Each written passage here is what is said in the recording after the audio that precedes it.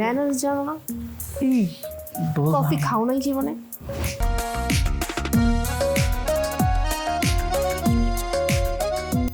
আসলে তোমাদের দেখে আমার নিজের বিয়ের সময়টার কথা মনে পড়ে গেল। কিভাবে যে ভাড়াটা বলি। আচ্ছা থাক না, তাহলে আমরা নিজ থেকে একটা অ্যামাউন্ট ঠিক করে আপনাকে ভাড়াটা দিয়ে দিব। ভাড়াটা তো একটা দিতেই হবে, কারণ আমার বোনের ফ্ল্যাট এটা, ও ইউএসএ তে থাকে। তাহলে তো খুব ভালোই হয়েছে, তাই না?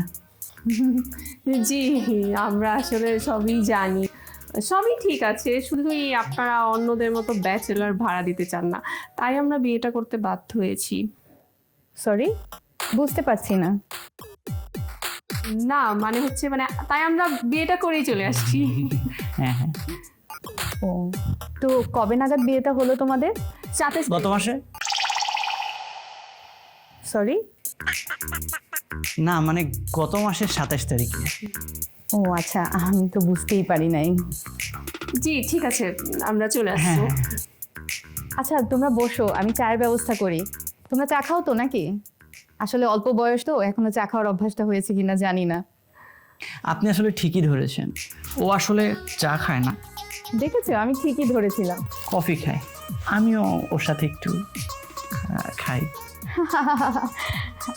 ভালো মজা করতে পারো। আচ্ছা তোমরা বসো, হ্যাঁ আমি কফি নিয়ে আসি।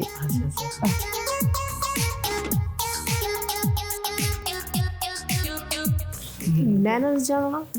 এই কফি খাও নাই জীবনে?